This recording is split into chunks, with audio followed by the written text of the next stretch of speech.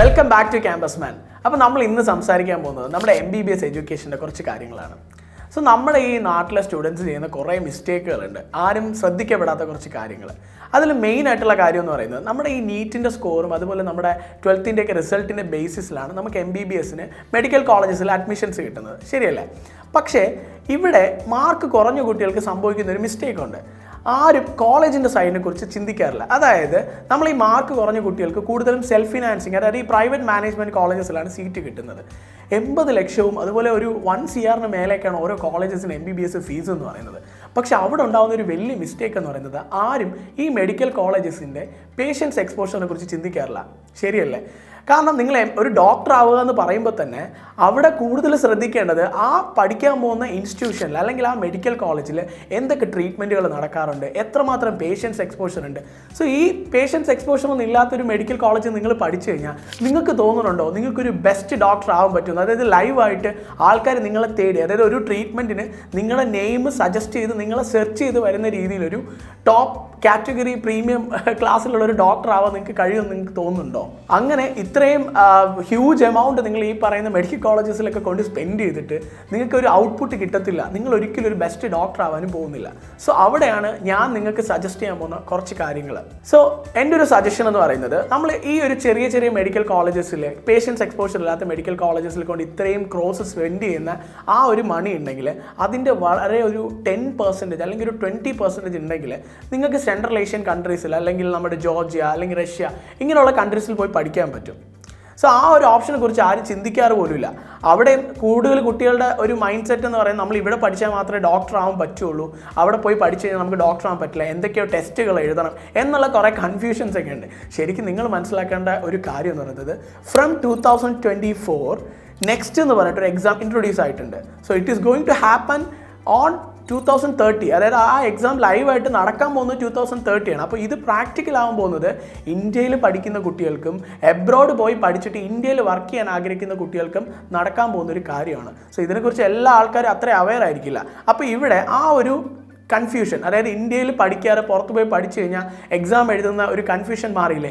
ഇന്ത്യയിൽ പഠിച്ചാലും എബ്രോഡ് പോയി പഠിച്ചാലും നിങ്ങൾ നെക്സ്റ്റ് എക്സാം ക്ലിയർ ചെയ്താൽ മാത്രമേ ഒരു ഡോക്ടറായിട്ട് നിങ്ങൾക്ക് വർക്ക് ചെയ്യാൻ പറ്റുള്ളൂ. സോ ഇവിടെ നിങ്ങൾ മനസ്സിലാക്കേണ്ട ഒരു കാര്യം, നിങ്ങൾ ഇത്രയും കോസ്റ്റ് സ്പെൻഡ് ചെയ്ത് ഒരു ക്വാളിറ്റി കുറഞ്ഞ എഡ്യൂക്കേഷൻ ഇൻസ്റ്റിറ്റ്യൂഷൻ ഓപ്റ്റ് ചെയ്യുന്നതിനേക്കാളും നല്ലത് നിങ്ങൾക്ക് സെൻട്രൽ ഏഷ്യൻ കൺട്രീസിലൊക്കെ മെഡിക്കൽ റിസർച്ച് സെൻറ്ററുകളും 1950s സ്റ്റാർട്ട് ചെയ്ത നല്ല നല്ല മെഡിക്കൽ എക്സ്പോഷറുള്ള മെഡിക്കൽ കോളേജസിൽ പഠിക്കാം. പിന്നെ അത് മാത്രമല്ല, നിങ്ങൾ ശ്രദ്ധിക്കേണ്ട വേറൊരു കാര്യമുണ്ട്, നമുക്ക് ഇവിടെയുള്ള ആ ഒരു ഇന്ത്യൻ എക്സ്പോഷർ മാത്രമാണ് കിട്ടുന്നത്. നമ്മൾ എബ്രോഡ് പോയി പഠിക്കുമ്പോൾ നമുക്കൊരു ഡൈവേഴ്സിറ്റി, നമ്മുടെ ക്ലാസ്സിലാണെങ്കിൽ നമുക്ക് ഒരുപാട് നെറ്റ്വർക്ക്സ് ഡെവലപ്പ് ചെയ്യാൻ പറ്റും, നല്ല ക്വാളിറ്റി ഡെവലപ്പ് ചെയ്യാൻ പറ്റും, നമ്മുടെ ലാംഗ്വേജ് ഇമ്പ്രൂവ് ചെയ്യാൻ പറ്റും. സോ ഇങ്ങനത്തെ ഒരുപാട് ക്വാളിറ്റീസും ബെനിഫിറ്റും ഉണ്ട്. പിന്നെ മെയിനായിട്ട് നിങ്ങൾ മനസ്സിലാക്കേണ്ട ഒരു കാര്യം, നിങ്ങളുടെ ലൈഫിൽ കിട്ടുന്നൊരു വലിയ ചാൻസ് ആണ് എബ്രോഡ് പോയി പഠിക്കുക.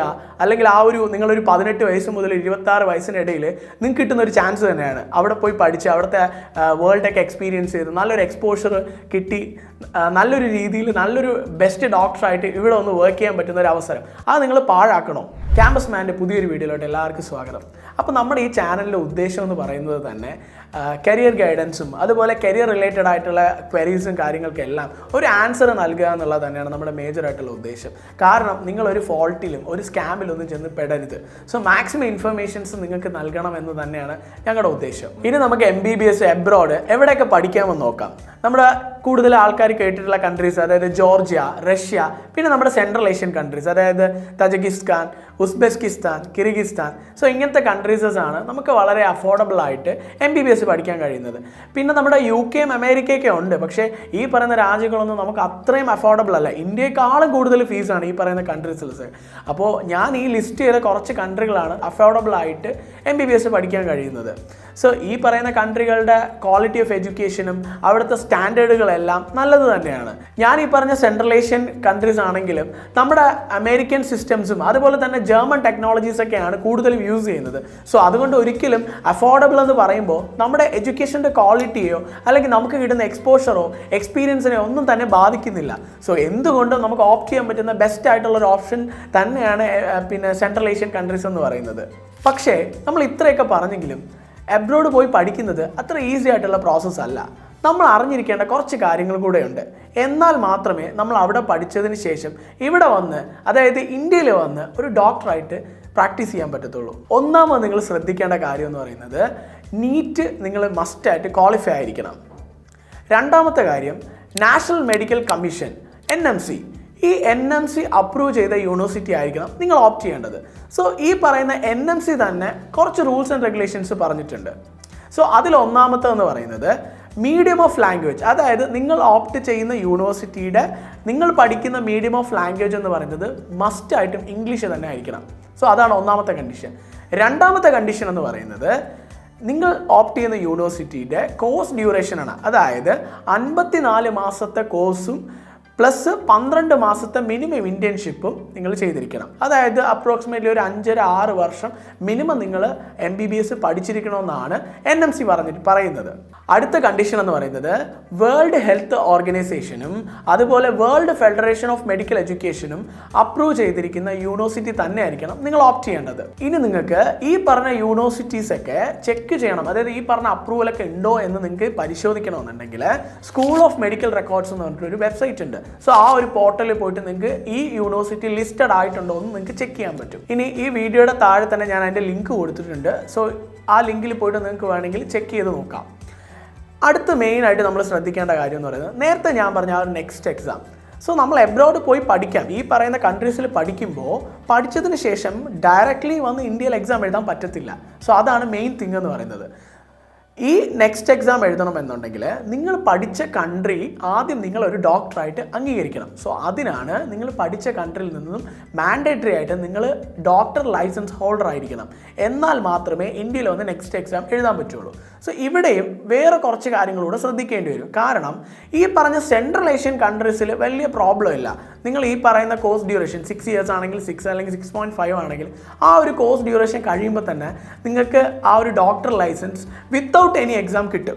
പക്ഷെ ചില കൺട്രീസ് ഉണ്ട്, ആ ചില കൺട്രീസിൽ ഈവൻ ലൈക്ക് റഷ്യൻ കൺട്രീസുകളൊക്കെ നമുക്ക് വേണമെങ്കിൽ പറയാം, അവിടെയൊക്കെ ആ ലൈസൻസ് കിട്ടണമെന്നുണ്ടെങ്കിൽ നിങ്ങൾ പഠിക്കുന്ന കൺട്രിയുടെ ലോക്കൽ ലാംഗ്വേജ് ഏതാണോ ആ ലാംഗ്വേജിലെ ലൈസൻസിങ് എക്സാം ക്വാളിഫൈ ചെയ്താൽ മാത്രമേ ആ കൺട്രി നിങ്ങൾ ഡോക്ടറായിട്ട് അംഗീകരിക്കത്തുള്ളൂ. സോ അവിടെയാണ് പ്രോബ്ലം വരുന്നത്. സോ ഇവിടെ നിങ്ങൾ ശ്രദ്ധിക്കേണ്ട കാര്യം, വിത്തൗട്ട് എനി എക്സാം നിങ്ങൾക്ക് ലൈസൻസ് കിട്ടുന്ന കൺട്രിയാണ് നിങ്ങൾ ഓപ്റ്റ് ചെയ്യുന്നതെങ്കിൽ ആ ലൈസൻസ് കൊണ്ട് ഡയറക്റ്റ്ലി വന്ന് നിങ്ങൾക്ക് നെക്സ്റ്റ് എക്സാം എഴുതി ഇന്ത്യയിൽ ഡോക്ടറായിട്ട് പ്രാക്ടീസ് ചെയ്യാം. So this is A major point. You have to note it. നമ്മൾ ഇത്രയും കോടികൾ മുടക്കി ഇന്ത്യയിൽ MBBS പഠിക്കുമ്പോൾ പോലും നമുക്ക് ഇത്രയും നല്ല പേഷ്യൻ്റ് എക്സ്പോഷറോ കാര്യങ്ങളോ ക്ലിനിക്കൽസോ ഒന്നും കിട്ടാറില്ല.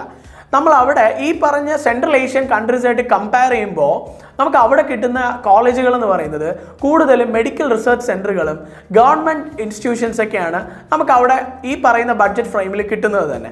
പിന്നെ സെൻട്രൽ ഏഷ്യൻ കൺട്രീസിൻ്റെ കുറച്ച് ഗുണങ്ങളെന്ന് പറയുന്നത് ഈ സെൻട്രൽ ഏഷ്യൻ കൺട്രീസ് കൂടുതലും ഫോളോ ചെയ്യുന്നത് അമേരിക്കൻ ടെക്നോളജീസും യൂറോപ്യൻ ടെക്നോളജീസും ആയതുകൊണ്ട് തന്നെ നമുക്ക് ഏറ്റവും ലേറ്റസ്റ്റ് ആയിട്ടുള്ള അഡ്വാൻസ്ഡ് ടെക്നോളജീസ് എക്സ്പീരിയൻസ് ചെയ്യാനുള്ള അവസരമാണ് നമ്മൾ എബ്രോഡ് പഠിക്കാൻ നമുക്ക് കിട്ടുന്നത്. ഒരു പക്ഷേ നമുക്ക് ഇന്ത്യയിലാണെങ്കിൽ ചിലപ്പം അത്രയും പെട്ടെന്ന് നമുക്ക് ടെക്നോളജീസ് പഠിക്കാനുള്ള ഒരു അവസരം കിട്ടിയെന്ന് വരത്തില്ല. സോ അതുകൊണ്ട് എഗെയിൻ നമ്മൾ ഈ പറഞ്ഞ കാര്യങ്ങളും ക്ലിനിക്കൽ എക്സ്പോഷറും എല്ലാം നോക്കുമ്പോൾ ഒന്നുകൂടി ബെറ്റർ എന്ന് പറയുന്നത് സെൻട്രൽ ഏഷ്യൻ രാജ്യങ്ങൾ MBBS പഠിക്കുന്നത് തന്നെയാണ്. സോ നമ്മൾ ഇത്രയൊക്കെ കാര്യങ്ങൾ ഡിസ്കസ് ചെയ്തുവെങ്കിലും എല്ലാ കുട്ടികളുടെയും മേജർ ആയിട്ടുള്ള ഒരു കൺസേൺ എന്ന് പറയുന്നത് ഈ പറയുന്ന കൺട്രീസൊക്കെ സേഫ് ആണോ എന്നുള്ളതാണ്. സോ നിങ്ങൾക്ക് 100% ധൈര്യമായിട്ട് പോയി പഠിക്കാൻ പറ്റുന്ന ഒരു സേഫ് ആയിട്ടുള്ള കൺട്രിയും വളരെ പീസ്ഫുൾ ആയിട്ടുള്ള ഒരു കൺട്രിയും തന്നെയാണ് ഈ പറയുന്ന സെൻട്രൽ ഏഷ്യൻ കാറ്റഗറിയിലുള്ളത്. അടുത്തൊരു മേജർ കൺസേൺ എന്ന് പറയുന്നത് അവിടുത്തെ ലിവിങ് എക്സ്പെൻസ് എങ്ങനെയായിരിക്കും. നമ്മൾ ഇന്ത്യയിലൊക്കെ ജീവിച്ചിട്ട് അവിടുത്തെ എക്സ്പെൻസ് ഒക്കെ നമുക്ക് ബെയർ ചെയ്യാൻ പറ്റുമോ? കാരണം നമ്മൾ ജോബിനൊന്നും അല്ലല്ലോ പോകുന്നു, പഠിക്കാനല്ലേ പോകുന്നത്. സോ ആ ഒരു പാർട്ടിൽ നിങ്ങൾ വളരെ ടെൻസ്ഡ് ആവേണ്ട കാര്യമില്ല. കാരണം നമ്മൾ ഇന്ത്യയിലൊക്കെ ജീവിക്കുന്ന പോലെ വളരെ അഫോർഡബിൾ ആയിട്ടുള്ള ബഡ്ജറ്റിൽ തന്നെ നമുക്ക് അവിടെ നമ്മുടെ ലിവിങ് എക്സ്പെൻസ് മീറ്റ് ചെയ്യാൻ കഴിയും. സോ അതുകൊണ്ട് അതും ഒരു നല്ല അഡ്വാൻറ്റേജ് തന്നെയാണ്. പിന്നെ ക്ലൈമറ്റിൻ്റെ കാര്യമാണെങ്കിൽ ഒരിക്കലും വറി ആവേണ്ട കാര്യമില്ല. വളരെ നല്ലൊരു ക്ലൈമറ്റാണ്, അത്യാവശ്യം പീസ്ഫുൾ ആയിട്ടുള്ള ഒരു ക്ലൈമറ്റ് തന്നെയാണ് ഈ പറയുന്ന സെൻട്രൽ ഏഷ്യൻ കൺട്രീസിൻ്റെയും. പിന്നെ അടുത്തൊരു ശ്രദ്ധിക്കുന്ന കാര്യം ഫുഡ് കൾച്ചറാണ്. നമുക്ക് ഇന്ത്യയിൽ കിട്ടുന്ന എല്ലാ വെജിറ്റബിൾസും ഈ പറയുന്ന പോലെ നമ്മുടെ റൈസും കാര്യങ്ങളെല്ലാം തന്നെ ഈ പറയുന്ന സെൻട്രൽ ഏഷ്യൻ കൺട്രീസിൽ അവൈലബിൾ ആണ്. സോ അതുകൊണ്ട് ഫുഡിൻ്റെ കാര്യത്തിലൊന്നും നിങ്ങൾ ടെൻഷൻ അടിക്കേണ്ട കാര്യമില്ല. കാരണം എല്ലാ സ്റ്റുഡൻസും ചിലപ്പോൾ എല്ലാ വർഷവും ഹോസ്റ്റലിൽ നിന്ന് വരത്തില്ല. നിങ്ങൾ സെൽഫായിട്ട് ഈ പറയുന്ന പോലെ എന്തെങ്കിലും അപ്പാർട്ട്മെൻറ്റ്സ് ഒക്കെ എടുത്ത് നിങ്ങൾ സ്റ്റേ ചെയ്താലും എല്ലാ ഫുഡ് മെറ്റീരിയൽസും നിങ്ങൾക്ക് അവിടെ ഈസിലി അവൈലബിൾ ആണ്. സോ നിങ്ങൾക്ക് സെൽഫ് കുക്കിംഗ് ചെയ്ത് വേണമെങ്കിൽ നിങ്ങൾക്ക് അവിടെ സർവൈവ് ചെയ്യാൻ പറ്റും. സോ അതുകൊണ്ട് ഫുഡിൻ്റെ കാര്യത്തിലാണെങ്കിലും സേഫ്റ്റിയുടെ കാര്യത്തിലാണെങ്കിലും ഒന്നും നിങ്ങൾ വറി ആവേണ്ട കാര്യമേ ഇല്ല. ഇന്ത്യയിൽ നിങ്ങൾ കോടികൾ സ്പെൻഡ് ചെയ്യുന്ന സമയത്ത് നിങ്ങൾക്ക് വളരെ അഫോർഡബിൾ ആയിട്ട് സെൻട്രൽ ഏഷ്യൻ കൺട്രീസിൽ ഇത്രയും അഡ്വാൻസ്ഡ് ആയിട്ടുള്ള ടെക്നോളജികളും ഇത്രയും അഡ്വാൻസ്ഡ് ആയിട്ടുള്ള എഡ്യൂക്കേഷൻ സിസ്റ്റംസിലൂടെയും MBBS പഠിക്കാനുള്ള അവസരങ്ങൾ കിട്ടിയിട്ടും ഇന്ത്യയിൽ നമ്മൾ ഇത്രയും കോടികൾ സ്പെൻഡ് ചെയ്യുന്നത് ഒരു ഫൂളിഷ്നെസ് അല്ലേ? ഇതായിരുന്നു നമ്മുടെ ഇന്നത്തെ ടോപ്പിക്. MBBS നമ്മൾ ഇന്ത്യയിൽ പഠിക്കുന്ന കാര്യങ്ങളും അതുപോലെ തന്നെ എബ്രോഡ് പോയി പഠിക്കുന്നതിനെ കുറിച്ചിട്ടുള്ള കാര്യങ്ങളാണ് നമ്മൾ ഇന്ന് ഡിസ്കസ് ചെയ്തത്. സോ നിങ്ങൾക്ക് ഈ വീഡിയോ കണ്ടു കഴിഞ്ഞപ്പോൾ തന്നെ നമ്മൾ ഇന്ത്യയിൽ നിന്ന് എബ്രോഡ് പോയി പഠിക്കുന്നതിനെ കുറിച്ചിട്ടുള്ള ഓൾമോസ്റ്റ് കാര്യങ്ങളുടെ ഒരു ഐഡിയാസ് കിട്ടിയിട്ടുണ്ടാവും. സോ വീഡിയോ യൂസ്ഫുൾ ആണെന്ന് കരുതുന്നു. ഇങ്ങനത്തെ ഇൻട്രസ്റ്റിംഗ് ആയിട്ടുള്ള വീഡിയോസ് ഇനി നിങ്ങൾക്ക് കാണണമെന്നുണ്ടെങ്കിൽ സ്റ്റേ ട്യൂൺഡ്. ഞങ്ങളെ ലൈക്ക് ചെയ്യുക, സബ്സ്ക്രൈബ് ചെയ്യുക, ഷെയർ ചെയ്യുക. So this is campus man signing off.